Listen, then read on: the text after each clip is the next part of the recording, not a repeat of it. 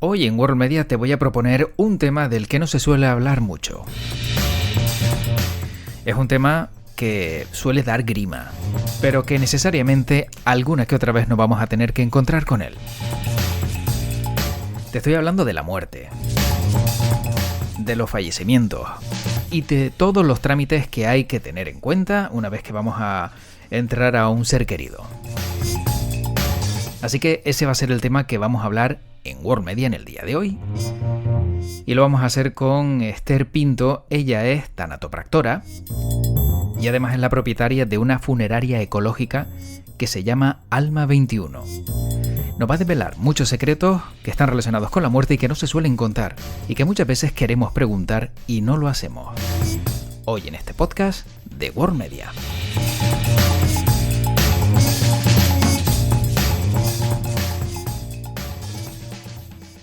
Esther Pinto, ella es tanatopractora y docente y también propietaria de la funeraria Alma 21. ¿Qué tal, Esther? ¿Cómo estás? Muy bien, encantada de saludar. Igualmente, Esther, y de conocer pues cómo es la vida en una funeraria y encima en una funeraria como la tuya, que es, digamos, diferente a las que conocemos de toda la vida. Lo que hacen, bueno, pues es un poquito diferente y me gustaría primero que me contaras por qué te decides a entrar en un mundo como este. Yo me dediqué toda mi experiencia laboral a administración y ya de mayor, a los 45 años, tuve la oportunidad de realizar el certificado de profesionalidad de tanatopraxia y me gustó muchísimo, me pareció súper importante el trato que hay que darle a los seres queridos en los últimos momentos, pero para que la familia lo viva mejor, más que por el ser que falta en sí. Y a partir de ahí, pues, evolucionando. Las mujeres lo tenemos un poquito complicado en el sector funerario y a lo largo de los años, pues, decidí intentar mejorar las partes que menos me gustaban del mundo en el que yo me movía. Y de ahí surgió Alma 21. ¿Y por qué dices que las mujeres lo tienen un poquito más complicado en un sector como el funerario? ¿Qué te has encontrado? No, a ver, lo que pasa es que normalmente se contratan hombres para lo que es servicios funerarios en sí, pues por la idea de la carga de peso, de la movilidad. Hoy en día, con todos los avances que hay, de hecho, yo soy una pequeña autónoma que trabajo sola y hoy en día tienes camillas, tienes grúas, tienes un montón de medios que te ayudan a no soportar un peso que no deberían soportar tampoco los hombres ellos solos. Claro.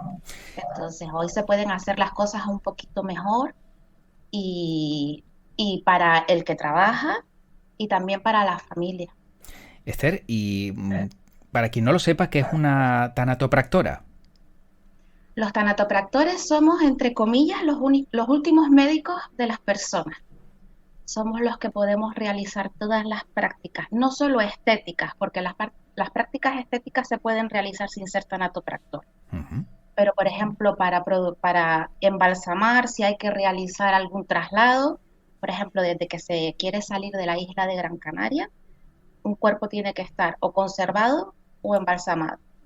Antes esas funciones las realizaban los funerarios, pero firmaba un médico forense, y ahora existe la figura del tanatopractor que nosotros firmamos en sanidad y entonces se pueden realizar esos desplazamientos. Y tenemos una formación de seguridad, higiene, suturas, cortes, los procesos químicos que hay que realizar con los productos, o sea, absolutamente de todo.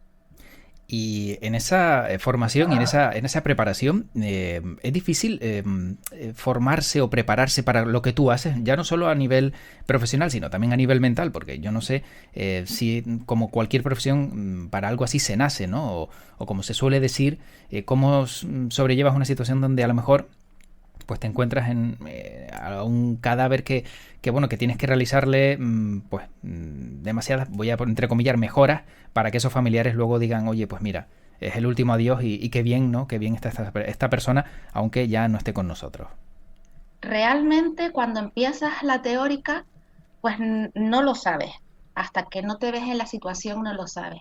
Yo tuve la suerte en todo momento de nunca sentirme mal, de no llevarme nunca ninguna imagen para casa, de tener la tranquilidad de hacer lo mejor posible. Y a mí lo que me funcionó muy bien es saber, además lo notas, una vez que la persona fallece, en el cuerpo que yo trato, la persona no está, Ujú. no está la persona. Entonces lo haces con respeto para que su familia se pueda despedir, pero no, la persona en sí no está. Entonces, sí es cierto que tuvimos compañeros, pues dependiendo de las situaciones, sobre todo si tocaban niños, pues que se vive distinto. Entonces, en una parte es el interés, y me imagino que hasta que no estás, no sabes cómo vas a reaccionar, ¿no? Como cuentan los médicos que siempre quisieron ser médicos y después se desmayan. Pues, Claro, pues claro. es. ¿Cuánto tiempo dura la formación para dedicarse a lo que tú te dedicas? Hoy en día no hay una formación reglada en Ujú. sí en España. Es un certificado de profesionalidad que es muy intenso, son más de 500 horas, con 7 horas diarias, un mes completo de prácticas. Entonces está muy condensado y en unos 5 meses estudias desde biología,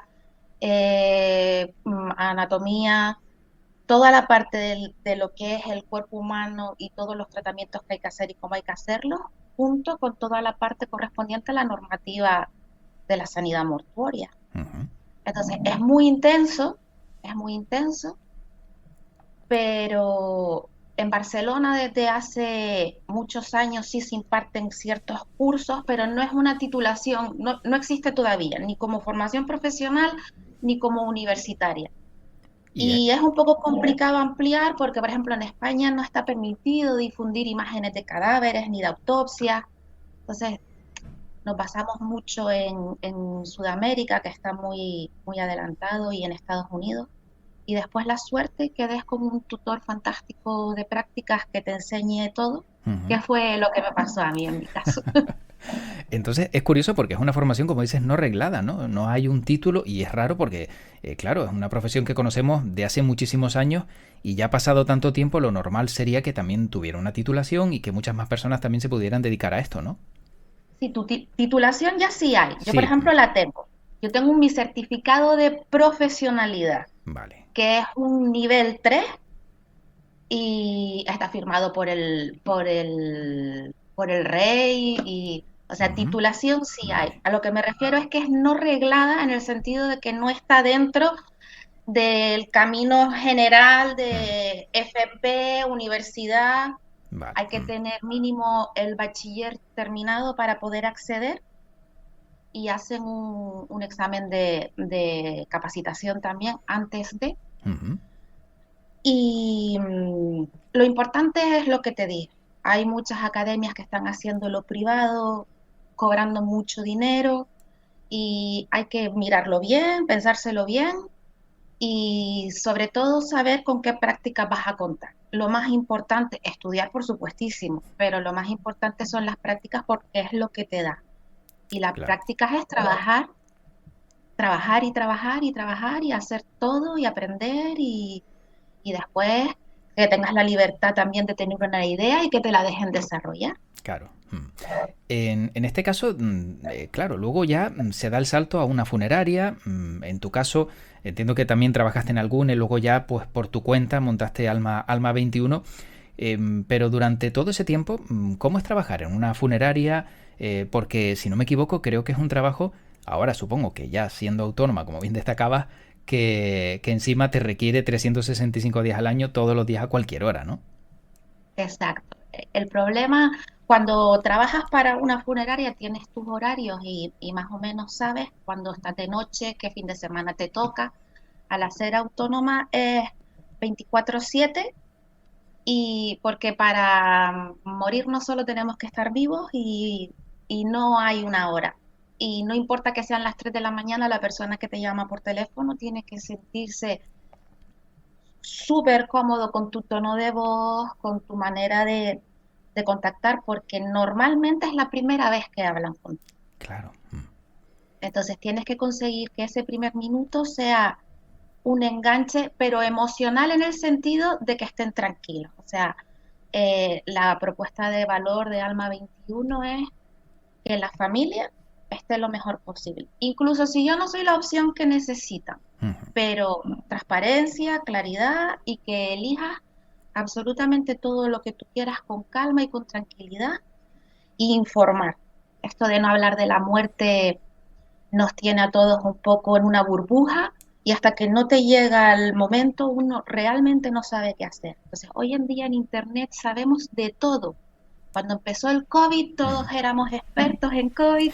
Sí. Entonces, es curioso que uno Ujú. no sepa ni qué trámites mínimos hay que realizar o qué son los pasos que hay que seguir, qué es obligado por ley, qué no, porque muchas veces uno tiene unas expectativas y cree que hay ciertas cosas que es la costumbre realizarlas, pero que la Ujú. ley no lo obliga. Claro. Entonces, se puede personalizar en todos los aspectos. Y esa es nuestra misión, que sea personal, Ujú. que sea la despedida de tu madre, de tu padre, eh, de Lola, de única, no que llegues y que sea como todas. Decías que, claro, no hay información sobre cómo afrontar, ¿no?, ese paso que se da después de que alguien fallece, un familiar, un amigo, pero cuando alguien de repente se encuentra con el problema de que, bueno, yo no me voy a hacer cargo de ese fallecimiento. ¿Puede ser penado por ley? Oye, es tu padre, es tu madre, es tu hermano, tienes que hacerte cargo del coste de lo que supone un entierro. No quiero. ¿Qué le pasa a esa persona? Porque también es otra de las dudas que existe de gente que no tiene, por ejemplo, seguros de decesos y a lo mejor pues no quiere afrontar ese coste o no tiene el dinero. Y yo no sé si esto tiene algún problema legal para esa persona que se pueda negar. A ver, el registro civil, perdón, el Código Civil obliga en España las familias que están obligadas a ofrecer soporte, Mm. ascendentes, descendentes, con quien vivan, cónyuges, tienen que hacerse cargo de los entierros de los familiares. En el caso de no poder, por situación económica, existe el trámite de beneficencia. En este caso hay que solicitarlo al ayuntamiento del municipio correspondiente y el ayuntamiento tarda un tiempo en valorar porque intentan buscar cualquier familiar que haya que se pueda hacer cargo al respecto. Ujú. Nosotros, por ejemplo, en Alma 21, pensando mucho en eso, en el envejecimiento de la población y en la situación económica actual en Canarias, que nuestros sueldos son un poco justitos Bastante. y el nivel de vida, porque casi todo viene de fuera, entonces nosotros tenemos un servicio social, Ujú. que es el protocolo Esencia, para personas que no tienen posibilidades económicas reales, pero no quieren esperar el trámite de beneficencia que se puede alargar en el tiempo, y entonces es un precio de costo total con todos los precios, con los impuestos incluidos Ujú.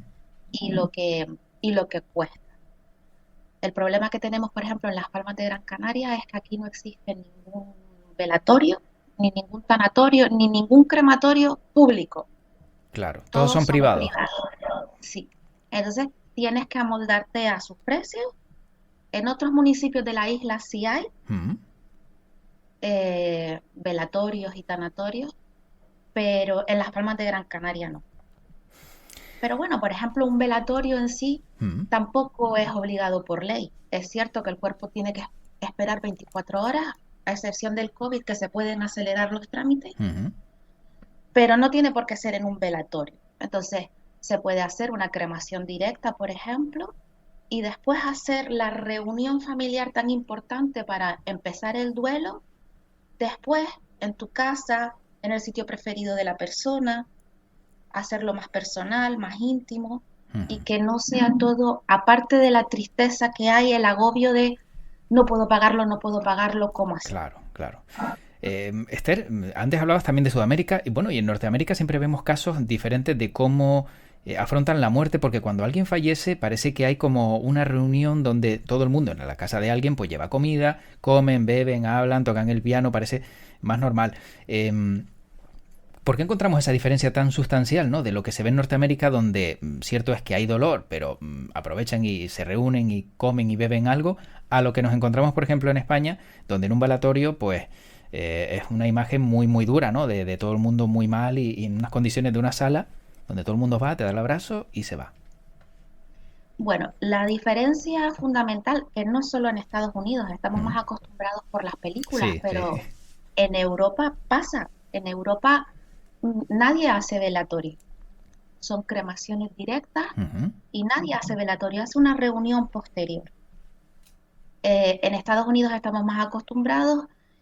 La parte que no sabemos de Estados Unidos es que la gente durante ese periodo te lleva el desayuno, te lleva el almuerzo, te lleva la cena, para que tú no tengas la preocupación de Claro. que tengo que poner una lavadora.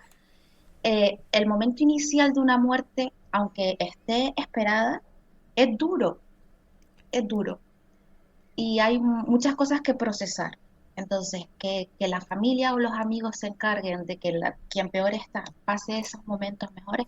Hay muchas religiones también, por ejemplo, en los judíos también pasan 8 días la familia reunida para estar juntos y hablar, y los vecinos les llevan la comida y no tienen que hacer nada. Entonces, las tradiciones son muy difíciles Mm. de cambiar. Sí. Antes, bueno, yo de hecho mi abuela falleció aquí y Ujú. su velatorio fue en su casa y vinieron los vecinos y trajeron la comida Ujú. y yo lo recuerdo tan bonito. Claro. Sí. Entonces, también es cierto, ahora las casas son más pequeñas, no tenemos sitio donde recibir a la gente, pero que se puede recibir a la gente en cualquier momento, uno tiene que pensar muy bien. Primero, el deseo de la persona que se marchó y después lo que a ti te va a dar más tranquilidad, porque quien va a tener que vivir y superar ese duelo y luchar eres tú. Ujú. Entonces, lo que a mí me da más tranquilidad. Y desde tu punto de vista, y antes lo comentabas, ¿por qué crees que se habla tan poco de esto? ¿Por qué no se da información de cuáles son los pasos a seguir, de lo que te encuentras, de qué diferencia hay entre enterrar a alguien o directamente que se incinere y que esté en una urna, que a lo mejor no se pueden tirar esas cenizas en cualquier lado y que vuelen? ¿Por qué no se cuenta todo esto, Esther? A ver, sinceramente, la sociedad mmm, nos hemos creído últimamente inmortales. Y lo único realmente cierto, y además somos el único ser vivo que lo sabe, que vamos a morir Mm. todos y no sabemos cuándo. Entonces, eh, se piensa la gente que al no hablarla, al no decirlo, como que la aleja, como muchas Sí. veces a lo mejor a mí me ve alguna amiga con mi furgón o algo y dice, ay, qué yuyu. Claro, claro. Sí, sí. Sí, Y como a si, ver, como si tú fueras quien atrae la muerte, sino todo lo contrario. sí, Eres tú sí. quien le da salida, ¿no? Ya a esa persona para Eh, que vaya a otro lugar que no entonces, sabemos dónde. pero después se pasa una contradicción muy curiosa. Yo voy a una reunión con amigos y alguien que no sabe le dicen a lo que me dedico y todo el mundo tiene muchas preguntas. Porque claro, está la contradicción de no se habla, pero yo me gustaría saber para quién le pregunto. Ujú. Y sobre todo preguntas que para mí no son morbosas, pero la gente sí te suele decir, a lo mejor es un poco morboso, pero cuéntame. Entonces, es la contradicción humana en sí, es la contradicción humana en sí. Después, a lo mejor, cuando ven, por ejemplo, las diferencias que hago yo, como decías tú, qué diferencia hay entre un entierro y una incineración. Ujú. La mayor diferencia es en lo que contaminamos. El entierro hoy por hoy es el sistema más contaminante que existe. Y el menos, que no es el mejor, pero es el menos, es el de la cremación. Y después hay, por ejemplo, que está pasando mucho, los nichos no son de propiedad, como muchos son por 99 años, pero lo habitual en los seguros de decesos es que sean 5. 5 años. Y, y recibes la carta del cementerio que tienes que sacar a tu ser querido. Eso ya no lo cubre el seguro. Cuando ya empiezas a estar mejor del duelo, te encuentras con ¿y ahora qué hago? Vuelvo a pagar el nicho, pero ya me voy a morir sabiendo que cuando yo no esté, Mm. sacarán los huesos, ir a una fosa común. Entonces, hay que respetar las creencias y el deseo de todo el mundo, pero hay que saber. hay que saber realmente todo lo que puede pasar, Ujú. todo lo que puede pasar. Claro, Y porque... en Canarias, por ejemplo, las cenizas, si es cierto, no se pueden esparcir. En Canarias las cenizas tienen que estar o en un cementerio, o en un Ujú. columbario, o en un domicilio particular. O sea, si te cogen, por ejemplo, esparciendo cenizas en cualquier sitio, ¿qué puede pasar? Una multa, supongo, y yo no sé Multa, si... Multa, ¿verdad? multa, Claro. multa. De todas maneras, estamos intentando cambiarlo un poco, porque las cenizas en sí no Ujú. son contaminantes, ni son un riesgo sanitario. En realidad no hay que seguir ninguna norma una vez que un cuerpo está incinerado con la ceniza. Ninguna, a no ser que vayan a viajar en un avión, Ujú. que tienen que ir en unas urnas herméticas especiales y con una documentación, pero las cenizas no son nada contaminantes. El problema es que la gente se ha dedicado a tirarla con la urna, a dejar la urna, a llevar corazoncitos de plástico y ponerlos. Entonces, lo que se contamina alrededor de la gestión de esa urna. Claro. Entonces, si estuviese más permitido o más regulado, sería muchísimo más beneficioso. Nosotros, por ejemplo, trabajamos de una manera en todos nuestros servicios, aunque elijas un servicio tradicional y no el 100% ecológico, se planta un árbol Ujú. en, en honor de la persona fallecida, Por cada fallecido. por cada fallecido. ¿Y dónde lo Y plantan? ¿Algún lugar? te envían tu diploma, te enviamos tu diploma con Ujú. tu geolocalización, tu número de árbol, tu foto del árbol. Y entonces, cuando incineras, que lo normal que suele pasar es que pierdes un poco, al esparcir cenizas en el mar, por ejemplo, Ujú. con los años hay gente que dice, no tengo dónde ir a recordar a mi ser querido.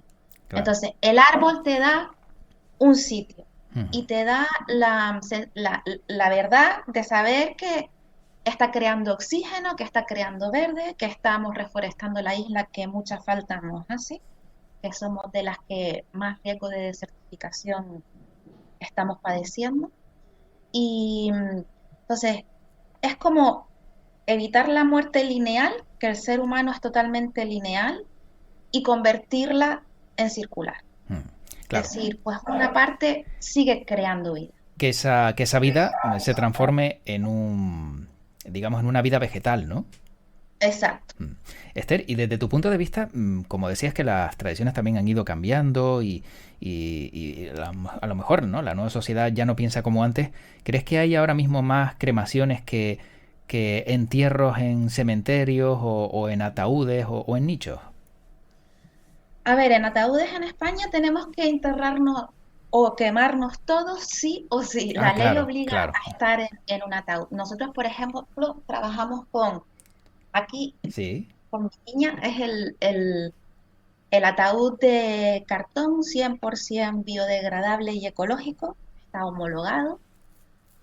Y entonces, para una incineración es una maravilla, porque desde la reducción del tiempo de cremación, la reducción de emisiones que se generan y sobre todo que es un cartón reciclado. Un ataúd son dos árboles Mm. y si fueses a coger un árbol para hacer estos ataúdes, con un árbol se hacen 100, pero son reciclados.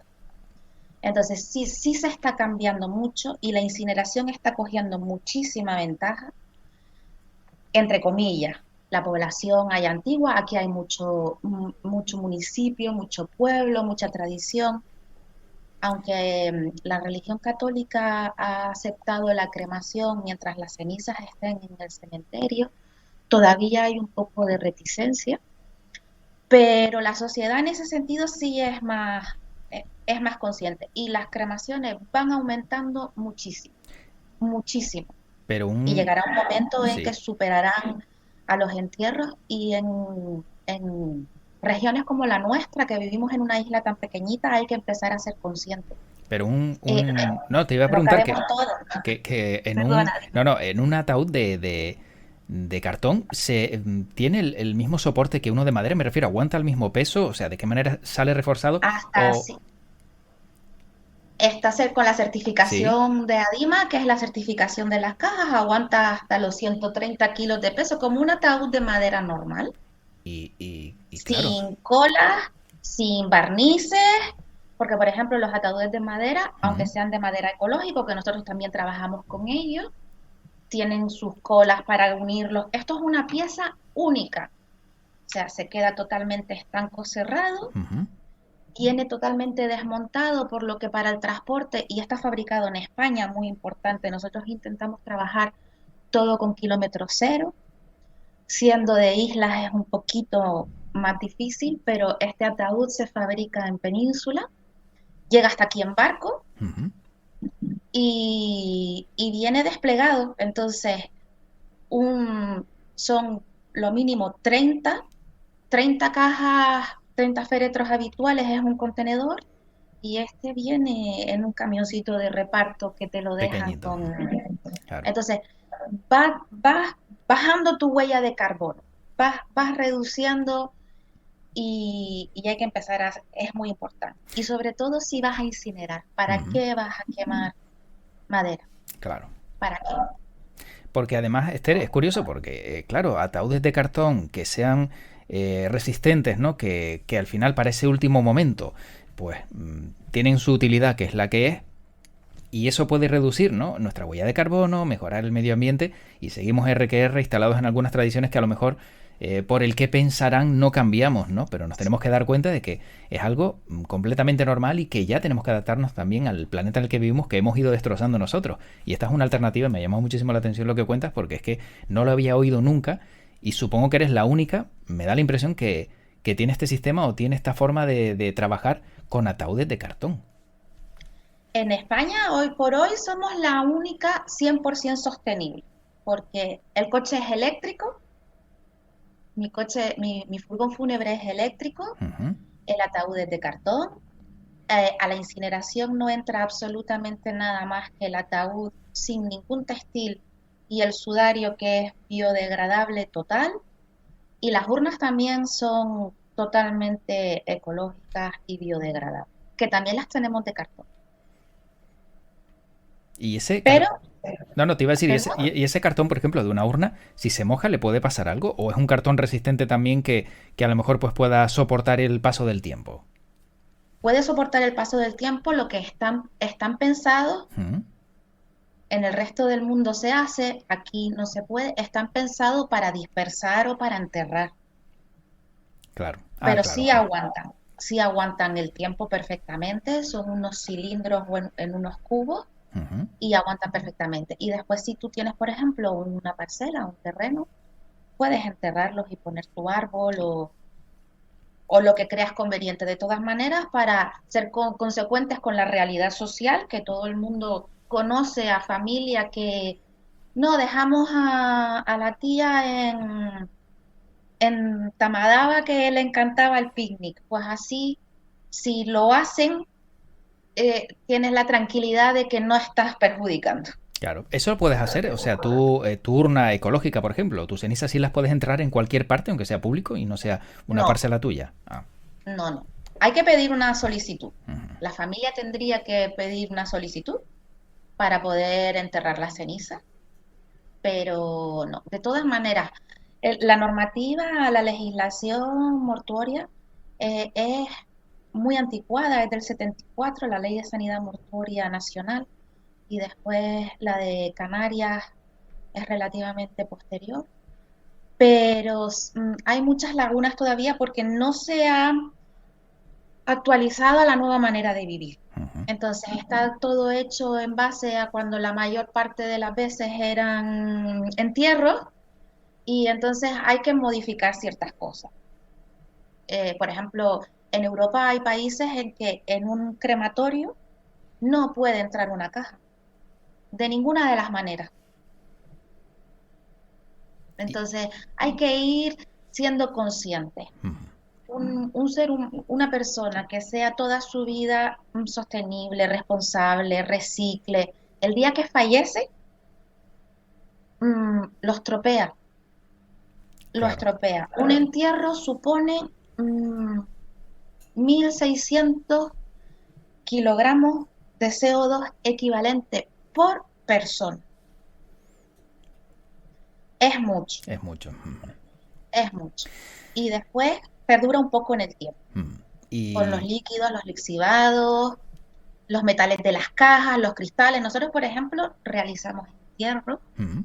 porque lo que la gente te pide tienes que darlo, pero sí es cierto que nuestras cajas de entierro son ecológicas, no llevan tapillas de cristal, no llevan herrajes, no llevan, son ecológicas, los textiles son totalmente biodegradables, ponemos un producto que acelera la descomposición para que sobre todo los líquidos que va soltando el cuerpo pues no contaminen el suelo Claro. y lo que se mueve. Y eso son cosas que puede hacer todo el mundo en cualquier sitio. Tú en cualquier funeraria Mm. eh, de la isla te realiza el trámite igual sin ningún problema si tú tienes esa conciencia de querer hacer un poquito mejor las cosas. Esther, dos preguntas para acabar. Una de ellas es el coste. Siempre vemos cómo oscilan de uno a otro, cuánto cuesta morirse y cuánto cuesta que se pague, ¿no?, un entierro por una persona, por ejemplo, que no tiene un seguro de deceso, o cuál es el promedio, más o menos, del coste de todo esto. Vale. Nosotros, por ejemplo, somos especialistas en sin seguro de deceso. Es Ujú. nuestro nicho de mercado que lo hay, aunque la gran mayoría de la gente posee seguro de deceso. Hay más de un 38% de la población que no tiene seguro de deceso. Para cualquier mercado es un nicho amplio de mercado. Y morir es caro en el sentido de que tenemos la costumbre de que estamos en una sociedad en que en el bienestar, que el médico, nacer, todo es relativamente gratis, pero a la hora de morir no. Ujú. Entonces, yo lo que propongo es que la gente se informe, pida presupuesto, busque lo que quiere y sepa. Morirse puede salir desde 1.000 euros hasta, si quieres una caja, que en la funeraria te van a pedir 4.000 euros por ella, Solo la caja. solo la caja. Claro, Entonces, claro. el nicho es muy amplio. Mm. Nosotros sí es cierto que tenemos unos parámetros básicos dentro de Las Palmas, por ejemplo, que son, por ejemplo, una incineración con velatorio, pues son unos 1.600 euros. Pues Y tampoco... si lo haces con la caja de cartón, Sí, es más barato. Las cajas de cartón nuestras están a 300 euros la caja, tampoco es muy con elevado, ¿eh? impuestos, con impuestos incluidos. Pues yo pensé que iba a Y ser en una la cifra más sala de... alta. No, no, es que, a ver, Mm. nosotros vamos a intentar qué es lo que queremos. Ujú. Em, no tiene por qué ser tan caro. Claro. No tiene por qué ser tan caro. Entonces, por eso, es muy importante buscar, Ujú. buscar. Porque en el día en el que pasa, uno no está ni para pensar y venga, sí, sí, sí. Sí, sí, todo le dices que sí a todo. Mira, toma estas estampillas que ya nadie usa, cualquier cosa que ya al final dices que sí solo para que te dejen pensar y acordarte de esa persona. Y Esther, ya por último, ¿se puede vivir de la muerte? ¿Se vive la muerte? ¿Cómo es tu caso? A ver, yo estoy empezando, es muy difícil, es un sector muy, muy cerrado, muy, como dijimos antes, la gente no habla mucho, llama mucho la atención lo diferente y sí es cierto que la gente me llama para preguntar, para pedir presupuesto, les interesa, pues mira, siempre que me gusta, qué bueno, es verdad, pues, pero después nos encontramos con, es que mi tía no quería flores, no quería coronas, no quería velatorio, pero ¿qué Mm. va a decir la gente? Hay Claro. que empezar a cambiar un poco, la gente no va a pasar tu duelo, la gente no va a pagarte el entierro. Entonces, Mm. mi recomendación siempre, sea lo que sea que decidas, que te ayude a pasar ese proceso, Mm. Y a te pasarlo, ayude. que te ayude a pasarlo a ti, no al resto. Por la Exacto. imagen, está claro. Sí, porque a lo mejor esa persona que está en el velatorio no la ves más hasta el próximo velatorio. Efectivamente, sí, sí. Un primo lejano o a lo mejor hasta un hermano cercano que vive en otro país y que solo pues coinciden para eso. Esther, siendo un trabajo tan, digamos, relacionado con la tristeza, ¿no? Porque nadie está contento cuando alguien fallece y siempre tienes que también tener esa gran empatía. ¿Hay alguna gratificación? ¿Hay algún momento donde digas, oye, qué bien que todo esto pues al final también tiene su lado positivo? ¿Cuál puede ser desde tu punto de vista? A ver, mi lado positivo siempre es que las familias te digan gracias, que yo personalmente yo no lo necesito, Uh-huh. pero, pero que te digan gracias por escuchar, por estar, por... Hay que escuchar mucho, hay que escuchar mucho, hay que, hay que acompañar y hay que ser como un familiar más en ese momento. Intentar conocer quién era esa persona. Tienes muy poquito tiempo, pero sin embargo en muy poco tiempo, porque un servicio como mucho son 48 horas, Uh-huh. en ese poquito tiempo vives una situación tan intensa para esa familia que sabes hasta cómo le decían al familiar en su casa, Claro. que sabes qué color, que sabes qué cosa. Le pides que si quieres que le pongo su perfume, me traes el perfume y se lo pongo. Claro. Y hacerlos partícipes y que son sus decisiones y lo que ellos quieren y, y solucionar, Claro. solucionar. Yo, por ejemplo, me desplazo a la casa de la familia, me desplazo al hospital, yo no los dejo que ellos se muevan a ningún sitio.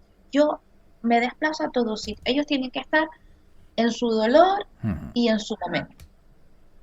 Y, y, y eso es lo que intento, o sea, acompañar y después sí, aparte de eso, que ya lo haces todo más humano y evitar, por ejemplo, evitar, que ahora está pasando mucho, los duelos crónicos y los problemas de salud mental, porque hoy en día a los 3 días te tienes que reincorporar al trabajo, a la semana tus amigos te dicen, bueno, ya está, y el duelo no es así, cada Uh-huh. uno lleva lo suyo y es una parte que empieza el día de la muerte. Sí. Entonces tú estás en ese momento inicial ahí y tienes que tener siempre esa tranquilidad para que ellos, por lo menos en ese sentido, Bueno, estén tranquilos. Y a pues, mí me hace feliz. Yo soy una claro. persona que siempre me he fijado mucho y procurado mucho que los que están a mi alrededor eh, estén bien, Uh-huh. estando yo bien también, por supuestísimo. Si uno no está bien, no puedes hacer bien a nadie, pero Claro. una sonrisa, un tono de voz, escuchar, una tranquilidad y dar la sensación real de que no hay prisa. O sea, sí, Uh-huh. son cosas que van a pasar en muy corto tiempo, pero no hay prisa, Efectivamente. no hay prisa. Pues Esther, me ha encantado conocer cómo es la vida que llevas, cómo es lo que hay detrás de una funeraria, ¿no? Y todo el trabajo que hay y sobre todo, pues todos los detalles importantes también que tienes para tener un mundo mejor, ¿no? Con la forma que trabajas, con los productos que tienes y ha sido un placer escucharte y conocerte, Esther Pinto, tanatopractora y propietaria de la funeraria Alma 21. Muchísimas gracias, Esther. Gracias a ti, José Luis, encantada. Igualmente, cuídate mucho. Y tú, hasta luego. Hasta luego. Pues como ves, Esther Pinto nos ha contado todo lo que muchas veces pues, nos habría gustado saber. Algunas cosas que realmente son importantes para tener en cuenta o a tener en cuenta si vamos a enterrar a un ser querido y que seguro, llegado el día, no vamos a recordar. Pero por lo menos, de momento, tenerlo en mente siempre está bien. Espero que hayas disfrutado con este podcast y te recuerdo también que todos los podcasts los puedes encontrar en worldmedia.es. Ahí está toda la actualidad, toda la información, el mejor entretenimiento y mucho más en la productora de contenidos digitales que se llama World Media y que he creado para ti. Yo soy José Luis Martín, te deseo lo mejor como siempre y te recuerdo que dentro de poquito nos volvemos a encontrar aquí con más contenidos en World Media. Y como siempre te digo para acabar, que tu podcast te acompañe. Cuídate mucho.